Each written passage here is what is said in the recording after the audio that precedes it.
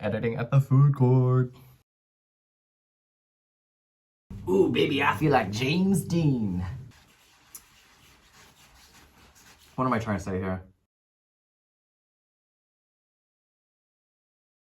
Do I look like a fool? Do I look like a fool?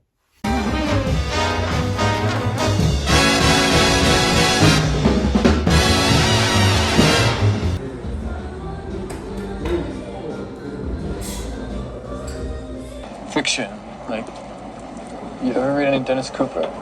Who?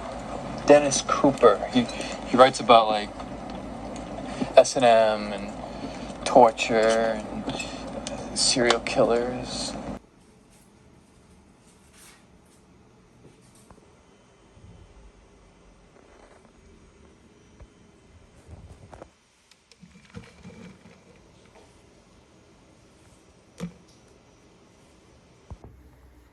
Hi, hello, it's your boy Nate. I read books because reading is sexy, and if you're not reading, you're not sexy. First and foremost, please ignore this fucking thing on my face. I thought this was a mosquito bite, and it wouldn't go down. It wouldn't go down until one day I was just like so annoyed, and I popped it, and then all this like yucky gunk came out, and then blood. Lots of blood. And I was just like, what is going on? Like more blood than there needed to be, and now there's just this thing on my face. So I'm not gonna go out this week. Oh, I can't go out like this. I'm disgusting. It's really bad. Not to mention, I came into the immigration office like this to get my new resident card. And yeah, and I look like this. It's insane. Of all days, I decided to pop the whatever it was, a zit. Was it a zit? I don't know. That's a lot of blood for a zit. Like, I've never experienced that much blood for a zit before. Like, blood was like pouring out, and I was just like, what is going on? It's as if like I severed the life of a 1,000-year-old zit, I guess. Anyway, we finished a book. We finished If an Egyptian Cannot Speak English. I am still thinking about this because I'm really not quite sure what to make of it. Not in like a bad way, just like I'm kind of stunned by the audacity of the last part. Like, people have warned me what this last part was. They've like foreshadowed its brilliance, but I didn't realize to what effect. But essentially we're following a relationship between an American Egyptian and an Egyptian native in Cairo, and the formation of the relationship, the toxicity of it, how they love, how they hide from each other, the rockiness of their togetherness. The first part is told between differing perspectives. It flips back and forth between the lovers. The second part does sort of the same thing, but with footnotes. And then the third part, I'm not going to reveal too much of it because I don't want to spoil the magic of it all. But I don't know. I don't know what to do with something that feels so self-aware of itself, so realized, so brilliant in the way that it deconstructs itself. Because here we're dealing with so many different forms of what a narrative can be, what story can be, what a novel can be. And then by the very last part, it just evolves into another form, and you realize it's not what it is. It's something completely different, and it becomes so personal, and just everything that everyone has said about this book, they're right. And it's really brilliant in its execution, given that it's very fresh. I've not read something that has deconstructed itself twice through reinterpretation of questions, footnotes, and the very last part that this book takes. All of it's just like really brilliant. It really makes you think about the construction of story. I briefly talked about this in a newsletter I'll be releasing. If anyone must know, or like time-wise, it's where I talk about Wes Anderson's Henry Sugar adaptation of the Roald Dahl stories. But through that, Wes Anderson is also playing with form in that he is playing with film, stage play, and really construction of story. Like, who tells a story? Is it our narrator? Is it people of the past, the actual people involved in the story? And sometimes the younger version of the self talking to the older version of the self. It just works on so many different meta layers in terms of storytelling that it becomes inventive and fresh, and you realize that like within this structure, time isn't linear. This hodgepodge, this giant puddle, this mess of everythingness, and we sort of get that through here. You can't talk about this book without spoiling it, unfortunately, and I will save you the surprise for what the third part is, and very much worth it when you get there. What I will say is Noor Naga's details are very striking. She has this very deep personal prose. There's a lot of attention and care in her eyes and how she chooses specific images to portray, and it's incredible. Good stuff. And now I'm sort of... Oh, Simon, I'm so sorry I finished before you, but when we talk about it, we'll talk about it. And lots of to discuss, especially the end. So yeah, if anyone's forgotten, doing a buddy read with Simon Savage. Yeah, If an Egyptian Cannot Speak English by Noor Naga. Jaren reached out. I think we're doing a buddy read soon. She's finishing up a book, sort of waiting on her. So we've decided to read Han Kang's The White Book. So that should be a fun, thinky book to sort of talk about. In the meantime, I think I'm gonna squeeze in this tiny. We're doing A Minor Chorus by Billy Ray Belcourt. I just started, just like 2 or 3 pages, and so far so good. I feel like a lot of people have made complaints about Belcourt's prose. I am not experiencing that. I think it's fine. I don't think it's too wishy-washy or all over the place. I think it's doable. It's a tiny, so hoping to finish this maybe in a day or 2. And yeah, because I'm doing a stay-in this weekend until this disappears, because I can't. I'm too self-conscious. The way that like people at work have like looked not at my eyes, but like at this. I'm just like, oh God, just get me out of here. Anyway, I'm home now, and that's what matters. Because we've got a couple of unboxings to do, and these are clothing items. But we'll preface, these are sort of like my last final pieces for the year, and I'm done. Like, I don't want to shop for clothes anymore. Like, I'm good with my closet because I really can't be spending money on clothes anymore. Unless I get this one grail item, and I just hope it stays. I hope it stays ever present on the site and by my next paycheck. Otherwise, I don't deserve it. The universe speaking to me. Anyway, let's do an unboxing. This is from Amomento. Got it secondhand though, for a really good price.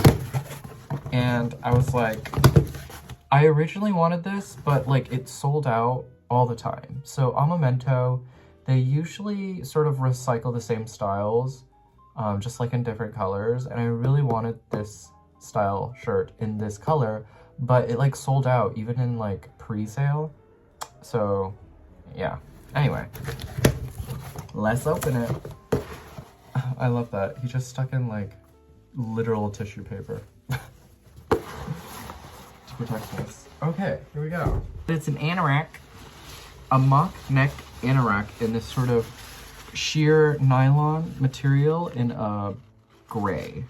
Yeah, let me put it on for you. Here it is. I look like I'm from the future. But I like it because it has this stopper detail, so you can sort of scrunch it up however which way you want, and same with like the mock neck. I'm doing a bad job of styling this ATM, but I could wear any other outerwear over this, but it's nice. It's, I think, perfect for those weird in-between seasons. Like, I think it's good for transitioning from summer into fall and winter into spring. Even spring into summer. So, good for those transitional moments. Where it's like light enough, but it's like nylon too, so it has that like... What am I trying to say here? You know, that thing that nylon does in the summer for you. Like, keeps you cool, keeps you warm, kind of thing. Okay, anyway. Do I look like a fool? Do I look like a fool? My friend a few weeks ago helped me declutter my closet, and I have like no outerwear in terms of like short jackets unless it's a blazer. I just have coats. I'm just a big coat person. I love me a coat. Like, I love swimming in a coat. Like being drowned in a coat, essentially. Anyway, we have this, and it's my only short jacket. I have one other short jacket, but it's for, you know, lighter seasons. So like early fall, spring, that kind of thing. Let's unbox this. Here we go. Also bought used at a very good price. Excited. So my friend actually has a version of this jacket and it looks so good on him. Why did I think it might look good on me? I didn't even try it on, but but he has it in this like really good like light mustard color. Oh, it's so good. I just saw one put up online for used and I really want it, but I can't copy my friend. Anyway, as I said, your friends are your best influencers, so let your friends influence you. And my friend influenced me on this jacket. Shall we take a look? Here it is. It's from Recto. Varsity jacket with insulation on the inside. You can see it's quilted. Very warm. Let's put it on. Oh, yep. That's sexy. That's like perfect. That's exactly what I wanted. Perfect size. It's perfect. Oof. Not too bad. Not too bad. That's really sexy. Perfect length too. Not too, what do you call it? Not too long here. Oh, God. I love this. Anyway, we have a faux leather detail here. Love it. As well as on the pockets. Love that. Woof! So sexy. Ooh, baby, I feel like James Dean. That's a sexy jacket, y'all. I feel mask. That's the haul. Yeah, and I'm good. I'm good. I don't want any more clothes. Just this one grail item. Oh God. This is it. It's like the perfect, I can't spoil. I don't want to jinx myself because like if any of y'all buy it, y'all in big doo-doo. Big doo-doo, I tell you. Anyway, that's it. That's all. Thanks for being here. Thanks for indulging in my capitalistic urges. Yeah, I love clothes. I love clothes. I love money. So please buy my book. Okay, we'll stop there. Anyway, love y'all. Hi y'all. I haven't stepped outside the house in 2 days. So today's the day. Today's the day because I actually have to go grocery shopping. But anyway, I thought, why not make a day out of it? This is the fit. We got an oversized. I'm gonna start just calling these boyfriend shirts, even though I don't have one. So, but we got it like a oversized, because it's oversized, okay? Boyfriend shirt, striped shirt. Anyway, it's oversized, okay? White shirt underneath, and then these denims that my friend like told me about. Like he said that they didn't look too bad on me, so I was like, okay. And yeah, I'm gonna give them some more wear, so we're doing that. Trader Joe's back because I really can't be bothered with anything. Book of the day, A Minor Chorus by Billy Ray Belcourt. I'm like 50 pages through. Mixed feelings, but so far it's been an enriching experience. Definitely a lot of quotables that I've already logged in for myself. Hope to finish this by today or tomorrow because it's a quickie, but with Belcourt's prose, you really do have to take time with it. I remember saying at first I didn't mind it, but now I'm kind of minding it. Not gonna lie, it's getting a bit annoying. It's a bit of a nuisance, gonna say. I can only handle it in doses. Anywho, let's go.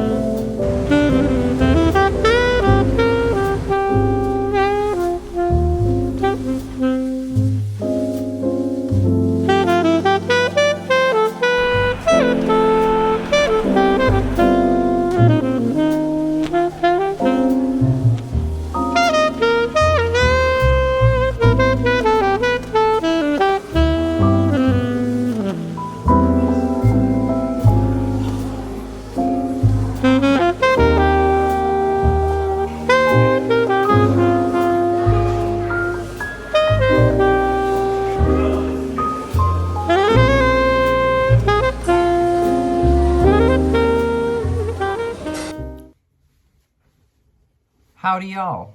Here with some book updates. I just got home from grocery shopping and editing at the food court. It's one of my favorite pastimes now.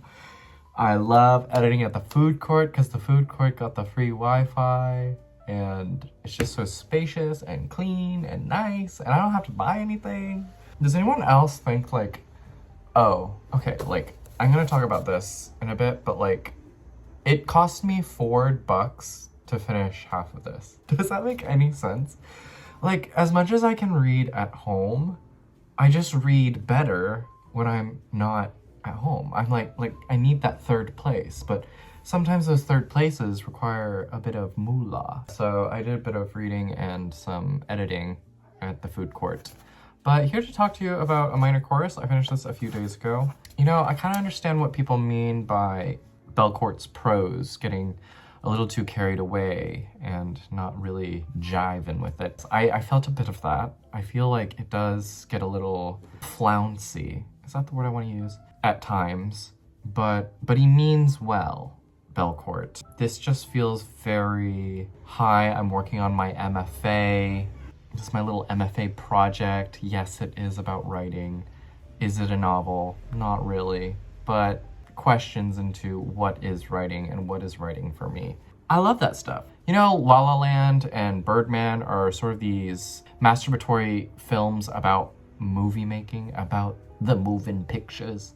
This is kind of what it is for writing. No surprise, I enjoyed this a lot. I am one of those people that enjoy books about writing and books about writers. But to call this a novel is, call it what you will. But I feel like it works in the same vein as Alexander Chee's How to Write an Autobiographical Novel, in that it's much an exploration of, the writing life, what writing means. Yeah, that's where Belcourt's prose comes in and swings hard, swings well, and it's gorgeous. Can I read this little bit for you? I opened Grindr and saw that Graham was hundreds of kilometers away, and so I measured my loneliness in kilometers. It was an experience of distance. I walked over to the A&W across the parking lot to buy a burger. The walls were plastered in black and white photographs of older versions of the restaurant. It made me pause because what was nostalgia, if not a kind of hunger? Gorgeous, gorgeous. And there's mentions of Ocean Vuong and Clarice Lispector and James Baldwin and just like all of your favorite authors. It really is a sort of memorialization, beautiful prayer. Yeah, just sweet, sweet words about what writing is, and it centers around a writing student in and around Alberta, sort of rural-ish Canada, and what it means to write from an Indigenous experience as a minority and as someone who's doing the good work while also trying to navigate and understand his own people and also queer. Double whammy. I loved it. It's short, sweet, very sad, and everything I love in a book about writing. Books about writing, I love. Kindly gifted to me by Renee from So I Read This Book. Thank you so much. This was very nice. And now I'm sort of in the middle of like 3 different books, so let me gloss over them, give you the updates. So on the Kindle, I have an ARC of Michael Cunningham's Day. Who's this out by? Let me double check real quick for y'all. Look at that, turned on my laptop. Goodreads is already open. You know how it is. Okay, for some reason, I thought Michael Cunningham was like old, but he's not. He's like not that old. This is out by Random House. Let me tell you, I'm not quite sure what it's about, but it opens up like Mrs. Dalloway. And is that what The Hours is about?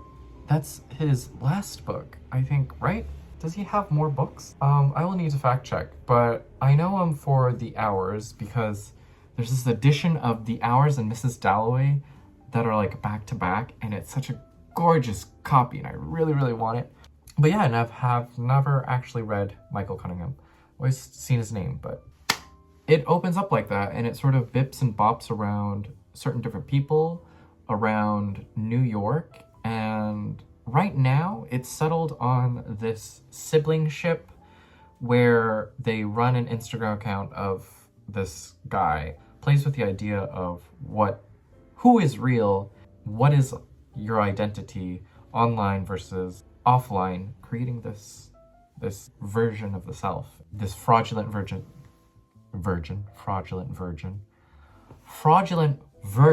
of the self. And yeah, not very far in it. I am like 15% of the way through. But I am enjoying it. He has very, very gorgeous prose. He has a very good sense of who his characters are. So very much enjoying that. I'm also in the middle, just about done with The Bloody Chamber by Angela Carter. I am loving this. We'll save my thoughts. Wow, it just feels like I'm in like a little fairy tale, and the prose is just so exquisite. Like, Angela Carter knows how to tell a story, and she was in the camp of sit around by the campfire, hear the embers crackling, and let me tell you this story. There's definitely this voice to it, but also tension and suspense and the gothic and the mystique, and it's all in here, and it's really, really fun. I am enjoying this a lot, and it's perfect for spooky season. So, gifted to me by Jugs Judy from Ex Libris Alex, so thank you so much. Having a fun time with this one. And I'm also reading The White Book by Hong Gong. I'm reading this with Jaren. We're doing a buddy read of this from Jaren Reads. Haven't sent her my thoughts yet, but I'm about almost halfway through. It's actually quite a fast read. I knew it was going to be a fast read, but I didn't expect it to be that fast. It's a meditation on the color white, white objects, and sort of the symbolism of white. There's a bit about loss, mothering, motherhood, innocence with her time in, I think Berlin is where it's at, but feels very personal. There are little inquiries and little dotted details of being a mother and having a daughter, but I'm not getting sort of the usual diet existentialism. It's sort of wavering, but it's less thought-centered and more memory-focused, and enjoying this. And those are the book updates. Oh, I totally forgot. I DNF'd a book. That's why I forgot, because I didn't care for it. But it is Same Bed, Different Dreams by Ed Park. You know, I was having a good time until I wasn't.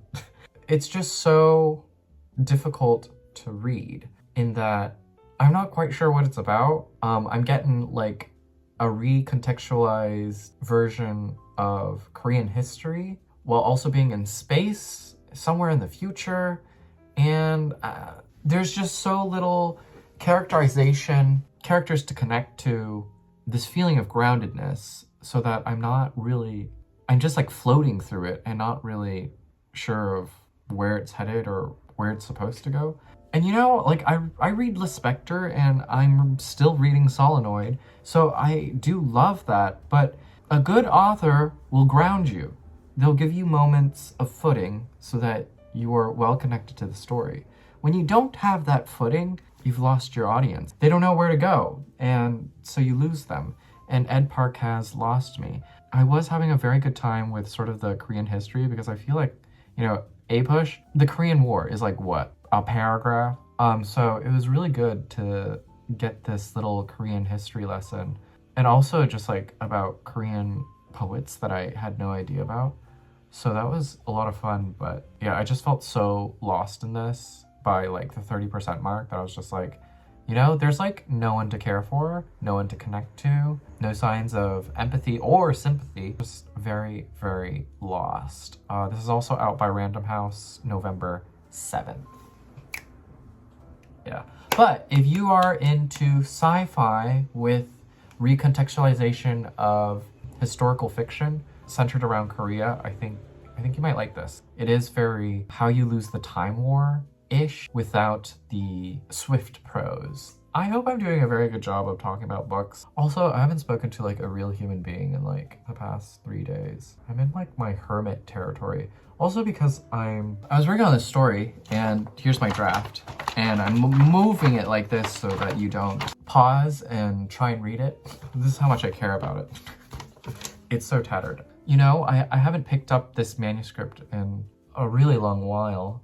Mentioned in my fall reading list that I really wanted to think about characters because I've neglected characters, and that mostly stems from me neglecting these characters I've created in this manuscript. I've just gone back to nurturing and sort of, yeah, in my hermit state, and just giving them some TLC, you know, giving them the respect that they deserve. And sometimes when you step back into the real world, you realize how far removed you feel. If anyone is ever curious about the writing life, or sort of my writing life, but I feel good being in this space again and being in this story.